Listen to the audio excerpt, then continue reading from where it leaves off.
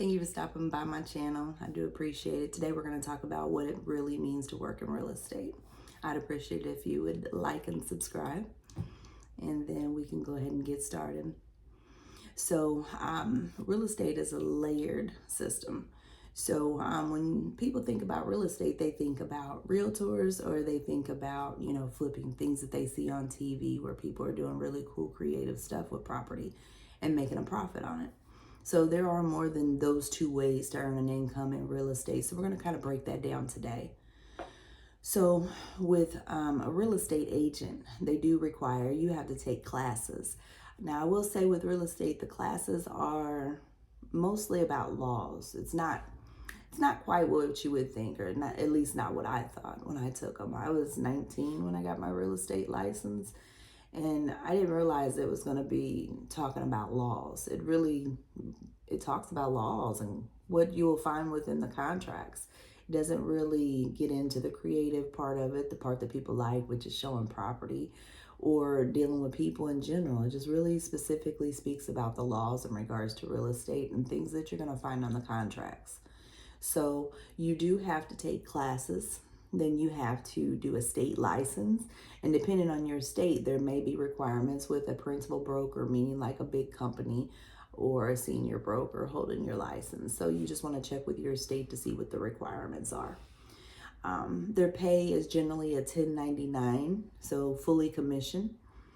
I will say it is very network heavy. So you do need to have a network of people that trust you and will refer you. And that's hard to do when you're young. I learned that the hard way. However, it's a great industry to get started in. I learned a wealth of information when I was doing real estate, through a broker. I personally worked through a broker who he did a little bit of everything, residential, commercial, building. They did a little bit of everything, so I was able to learn a lot there. But I was fortunate in the fact that he would allow me to work in the office and work for him and pay me an hourly rate and learn that way, because otherwise you don't get paid until a deal closes. So that's one thing to keep in mind with, real estate agent. And you deal with buyers, sellers, and lenders on a regular basis. Now, the next is going to be a loan officer. Now, typically, if you're within a transaction, you're going to deal with a loan officer first, because they need to pre-approve you before a realtor starts going out showing you property. But with a loan officer, they're going to help people get approved for the loan. They're going to kind of look at the pre-approval prerequisites as far as what it would take for you to get a loan. And then they're going to analyze that deal once you have a contract with your realtor, and it goes through an underwriting process. So with the loan officer, it does require studying, because you need to take a class. And then once you pass the class, then you need to take a state licensing. They call it in a what they I guess they would call it an NMLS, which is a test that you have to pass within the industry. Anyone working with loans or doing any type of mortgages does have to, pass that NMLS requirement. It's not an easy test. I can't remember what the odds are. I wanted to say, they say something like 50% of people pass the first time. If you look it up, they'll tell you like the first time people take it, the second time people take it. That doesn't mean you can't pass it the first time. It's just not an easy test to take. So don't, think you can't study and go in there and pass it. If it's something you want to do, you really want to take serious, and you want to study and make sure, what's going on. You want to make sure that you pay attention and, understand everything there. So it does take a little bit of time to learn there. So it is a learning curve. The pay is sometimes base plus commission, heavily commission. I will say about being a loan officer, you can work on a deal for 30, 45 days and then someone back out the last minute. So that can be frustrating, but it is a very rewarding career. I would have to say probably up there with one of my favorites, actually. Now, whether you work for a bank or a lender is going to depend on what kind of products you can offer to a borrower. So there's that. You deal with borrowers, processors, underwriters. You're going to take the information, put a deal together, and then it's going to be passed off to a processor. So the processor is going to work the file. They're going to tell the borrower, hey, we're still missing these documents. The underwriter said we need this condition to clear. The processor is who really works it behind the scenes after the loan officer has put the deal together, after the loan officer has determined that they may qualify for this type of loan. This is what we need in order to qualify you. They gather all this information, order title work for the title company, and then they pass that off to an underwriter. The underwriter is going to review the account for, what the loan needs in order to close according to the guidelines based on the investor. So, with a processor is generally going to be a W-2 position. So it's something that you usually get through a lender, and W-2 salary, average, all the benefits, pretty good job, so to speak. You usually don't need a license. However, they do in some cases require the NMLS now for some processors as well, which is understandable because you're dealing with pretty much everything the loan officer is, and you need to know the requirements, and you need to understand the language that's coming from the underwriter. You need to understand what it's going to take to close that loan. But you can usually apply resume with the lenders, but most of them are going to require some type of experience or that NMLS that we were referring to. So another position would be a loan officer assistant. So they work with the loan officer as well, clearing conditions, gathering documentation. There's a lot that goes behind it because there's just documentation and a way of doing things under this set of rules called guidelines, and they have to be done exactly that way in order to make the loan close. So it does help to have that knowledge. Now, with the underwriter that I was referring to, they do require experience, quite a bit of experience actually, because they need to understand the full loan cycle. They need to understand the guidelines that come along with certain types of loans, so they know how to say, hey, with this condition, I trust that this person can close this loan and do well with this loan, not default. So they do require a certification. I believe the certification is the DE certificate. They usually do make a pretty high salary. Last I checked, it seems like it's right around the 90,000, 100,000 area. You would have to look up for your area. A lot of them are remote, national, so I would say a good average would be 90 to 100, but you can apply for them if you have the experience and the DE certification. I think that can make for a great role. It does seem like the majority of them nowadays are remote, but you do have to understand guidelines, risk, and the full loan cycle. Now, the next is going to be title and escrow.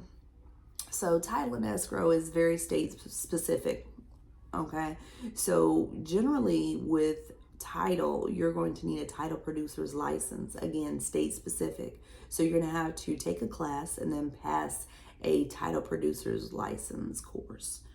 You do have to be licensed by your state. Another thing that helps in that, most people that work for a title company are notaries. Same thing with the notary. Notary is going to take a little bit of education in a class, and then, of course, you have to do the state requirements. So with the title company, escrow company, how you are paid is varied. Usually it's a salary along with sometimes if you're closing the deals, there's going to be pay per file. It really just depends on the position and what the needs are there. So if you're looking at a title, you can expect, a few different things, but the most common one I've seen is just the straight salary.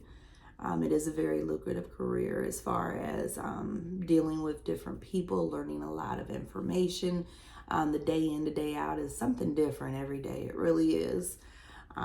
It involves customer service. You're going to be finalizing deals. You're going to be ensuring a legal transfer most importantly, because you're doing the title work to make sure there's no liens or encumbrances there. And in return, you're also telling the buyer, hey, we verify that this property doesn't have any liens on it, and you're free to purchase it, having peace of mind knowing that there's no liens on it. Now, with the loan signing agent, we're going to talk about that a little bit later in another video, because you can either work with a title producer's license, you can work in a title office, or you can work for yourself. We're going to do a whole video on that because it deserves a whole video, because you can be self-employed in this position. You can really make a lot of money, and it does give you some flexibilities. It gives you freedoms. It puts you out here in this world learning a lot of things outside in the office. So we're going to do a whole video on that one day.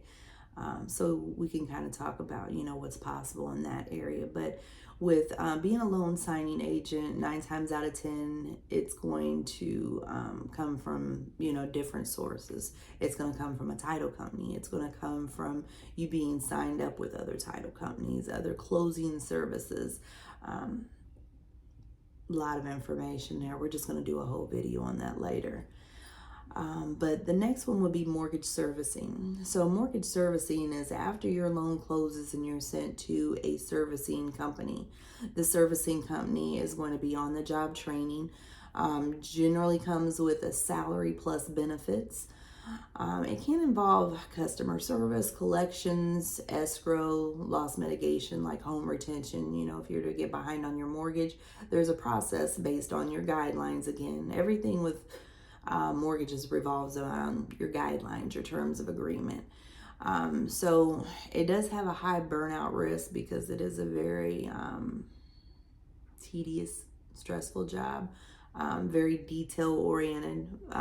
Moral of the story is everything revolves around the terms of agreement. But this industry can be very educational. If I were to recommend someone have a start somewhere in real estate, it would be in servicing. You can go on any job platform and search mortgage company. You're going to have options for call centers, for call center representatives, for collections, for behind the scenes loan admin. You can learn a lot of information here that will help you in other industries. And what it really helps out with is to have a base or a salary up front while you're getting started in the real estate industry. And a lot of the servicing companies, they offer 401ks. They have full benefits, so you can kind of save money, build your retirement fund while you're learning. So later when you jump into another role that is full commission, then you can have a little bit of peace of mind that you have the savings to carry you through commission scenarios. So you want to be in a good financial position, meaning maybe 6 to 12 months of savings or something of that nature. And again, that's a very broad topic that we can talk about later.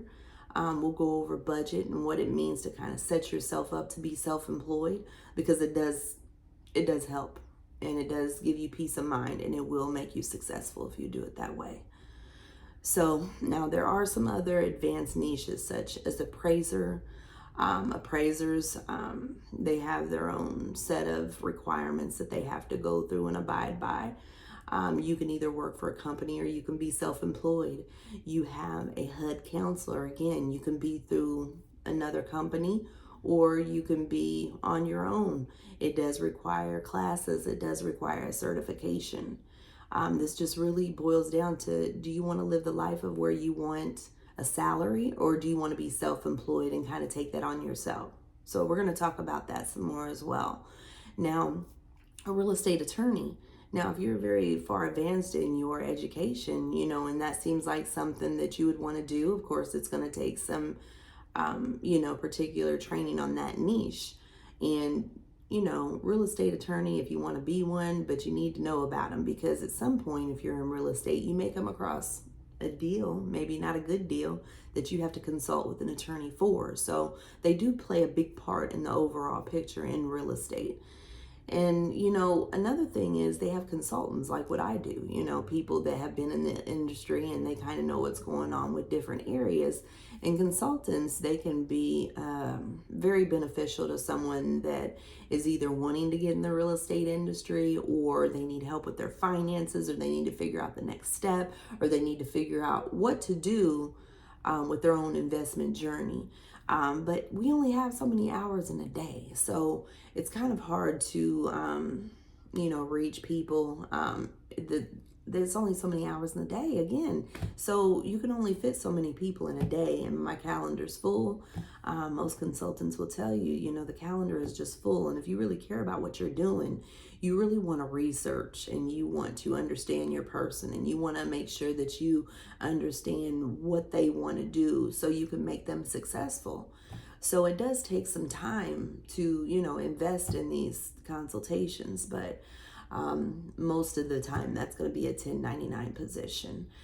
Not a lot of financial planners out there unless you work for a big financial financial planning company, and most of the time those are commission as well.